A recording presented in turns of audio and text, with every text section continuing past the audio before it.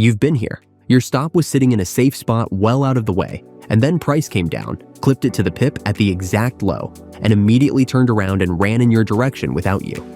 It felt personal, like the market waited for you, took you out, and then went exactly where you thought it would. It isn't bad luck, and it isn't random. Today I'll show you why your stop keeps getting hit, and the one change that flips it. Here's what most traders quietly believe when this happens, and you can see why. You did everything right. You found the level, placed a sensible stop just below the low, managed your risk like you're supposed to. So when it gets tagged and price reverses, it has to be bad luck, wrong place, wrong time. Maybe the market's just rigged against the little guy. And that belief feels true because it happens so often. You tighten up, you get more careful, you place even cleaner stops, and you still get clipped. So eventually you decide that's just trading, that getting stopped out right before the move is the tax you pay. It's a reasonable conclusion, but it's completely wrong. Because your stop didn't get hit by chance. It got hit because it was sitting exactly where it needed to be hit. Think about where you put it, just below the obvious low. Now think about where every other trader looking at that same chart put theirs. Same place. All of them. Just under the obvious low. Which means that little pocket beneath the low isn't a safe zone at all. It's a pool of stops, resting liquidity, visible to anyone who needs it. You didn't hide your stop. You parked it in the most crowded spot on the chart. So now you can see your own stop the way the market sees it. Not as protection, but as liquidity sitting in an obvious place. And that one shift changes where you'd ever put it again. Now, quick one before we go deeper. The hard part is that staying out of these areas means watching the charts almost all day. And the cleanest setups tend to show up exactly when you can, when you're asleep or in the middle of your day and nowhere near a screen. So what a lot of serious traders are doing now is taking a strategy like this and automating the execution so the rules run whether they're at the chart or not, on a personal account or a prop account, and pairing that with actual one-on-one guidance instead of guessing alone. If that's the direction you're trying to go, click the link below in the description and book a quick call with my team. We'll walk you through how it works. Right, back to the charts. So let's walk through exactly how this works, because once you see the shape of it, you'll spot it on every time frame you open. Start with the engine. Imagine you're a big player who needs to buy serious size. You can't just click buy. There aren't enough sellers at the current price to fill you. So you need a flood of sell orders to appear all at once. Where does that flood live? Underneath the obvious low, where all the stops are resting. A long getting stopped out is a sell order, so a cluster of stops under that low is a cluster of sell orders, waiting.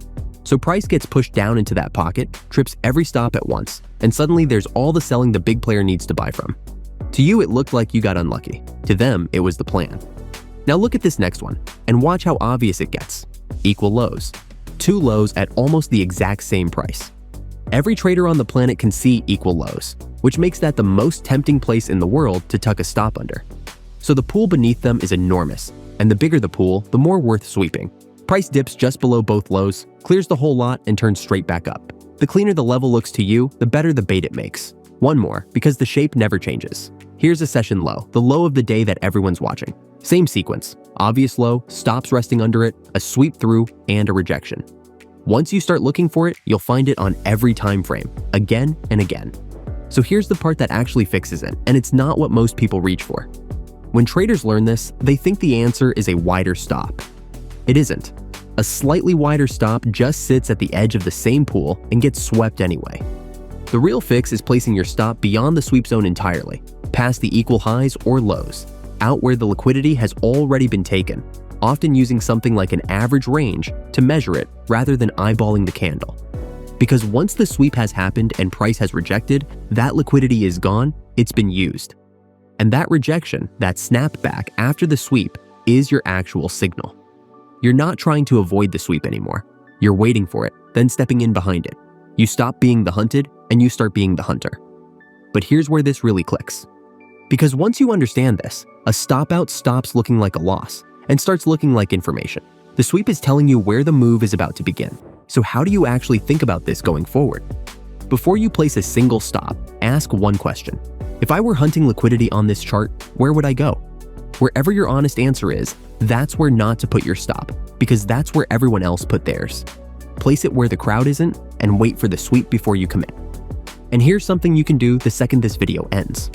Open any chart, find an obvious low, somewhere your stop absolutely would have gone, and then look at what price did the moment it broke beneath it. Did it keep falling, or did it sweep and snap back?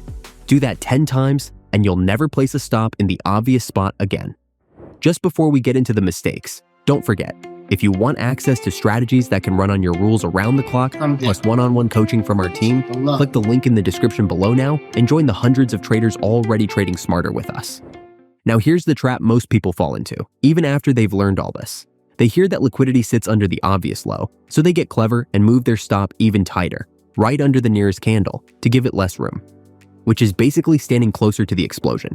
They've shoved their stop deeper into the exact pool they were trying to avoid. And then there's the other version, just as costly. They see the sweep happen, panic, and flip, slamming a short in as price dives below the low. So they go short at the precise moment the sweep is finishing and the reversal is about to rip the other way. Right concept, timing perfectly backwards, and the market punishes that even harder. And this is the honest part. Understanding why your stop gets hit took about 5 minutes. Sitting there at 3 in the morning, watching price sweep the low and tag you, and not revenge trading the candle that follows because you know the rejection is coming. That's the hard part. That's not a knowledge problem. That's execution, when you're tired and tilted and every instinct is wrong. So to bring it home, your stop outs were never bad luck. You were placing your stop exactly where institutions go, looking for liquidity, right under the obvious low with everyone else. Move it beyond the sweep zone, wait for the rejection, and the same move that used to take you out becomes your entry. Knowing that is the easy part. Living it every session, without flinching when price dips toward your level, that's where most traders still come undone. So if you want to see how I put a full setup together on top of this, and where the stop actually goes, how I read the sweep, the rejection, and the risk behind the entry, that's exactly what I walk through in the free training. Just click the link below in the description. Stay disciplined, keep learning, and I'll see you in the next one.